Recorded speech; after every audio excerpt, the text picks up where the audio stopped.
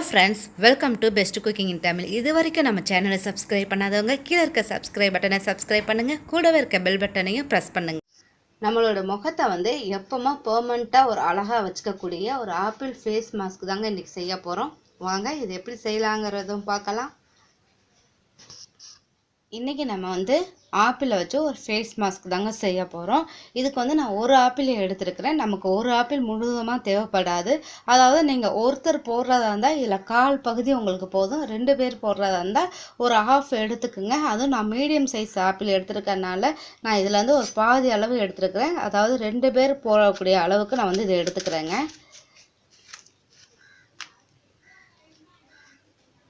பாருங்க, இப்போ எடுத்துட்டு நம்ம என்ன பண்ண போகிறோம், இதோட தோல்லாம் வந்து நீங்கள் அப்படியே எடுத்துருங்க. ஃபுல்லாக இதோட தோலை மட்டும் நம்ம எடுத்துடலாம்.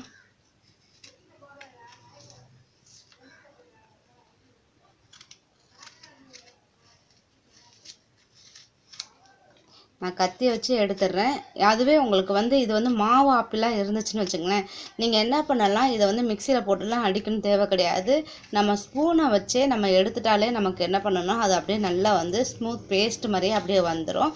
இந்த ஆப்பிள் வந்து மாவு ஆப்பிள் கிடையாது. ஸோ வந்து இது வந்து கொஞ்சம் நம்ம வந்து கிரைண்ட் பண்ணி தான் ஆகணும்.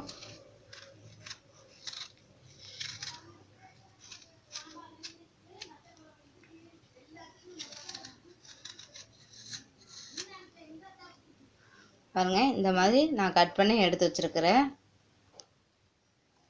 இப்போ நம்ம தோல் நீக்கின ஆப்பிளை வந்து சின்ன சின்ன பீஸாக வந்து நான் ஒரு மிக்சி ஜாரில் கட் பண்ணி போட்டுக்கலாங்க. ஏன்னா நீங்கள் மிக்சியில் போட்டிங்கன்னா நல்லா நமக்கு கிரைண்ட் ஆயிரும்.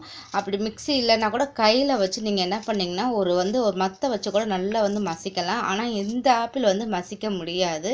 ஏன்னா இது வந்து கொஞ்சம் நரநரன்னு இருக்கும். இதுவே மாவு ஆப்பிளாக இருந்துச்சுன்னா நம்ம கிரைண்ட் பண்ண தேவையே கிடையாது.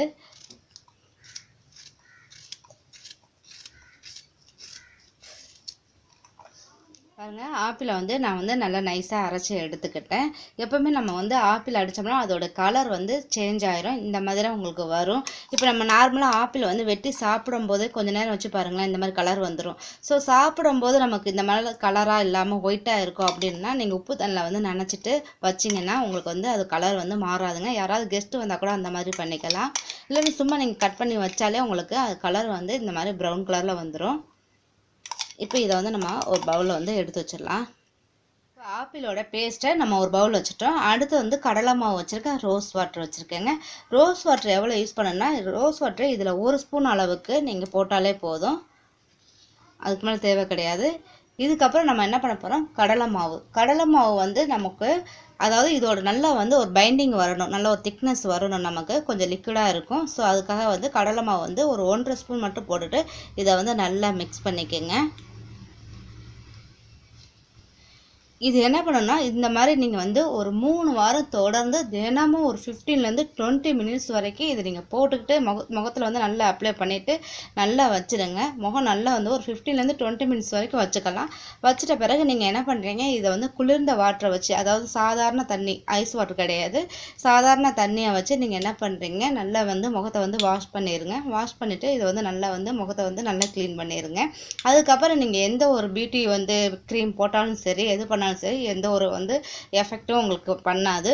ஸோ இது வந்து ஒரு பியூட்டிஃபுல்லான ஒரு மாஸ்க்குன்னு சொல்லலாம். ஏன்னா நமக்கு வந்து கடலை மாவு உங்களுக்கு தெரியும், ஸ்கின் வந்து ஆயில் ஸ்கின் வந்து ரொம்பவும் இது வந்து பெனிஃபிட்டாக இருக்கும்.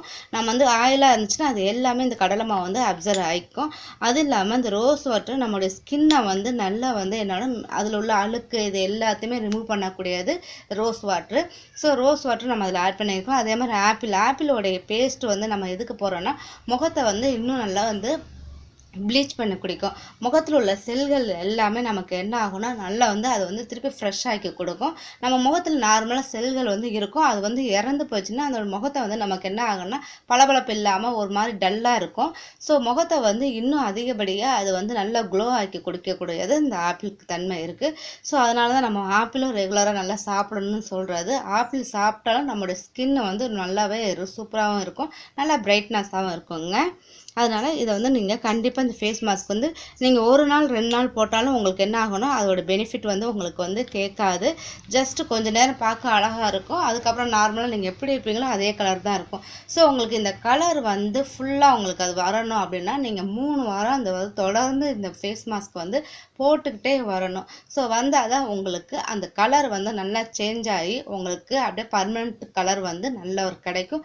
நல்ல க்ளோ ஸ்கின்னாகவும் உங்களுக்கு இருக்குங்க. கண்டிப்பாக இதை ட்ரை பண்ணி பாருங்கள். கண்டிப்பாக இந்த ஆப்பிள் ஃபேஸ் மாஸ்க் உங்களுக்கு ரொம்ப பிடிச்சிருந்துச்சுன்னா கண்டிப்பாக லைக் பண்ணுங்கள், ஷேர் பண்ணுங்கள், மறக்காமல் சப்ஸ்கிரைப் பண்ணுங்கள். Thank you viewers.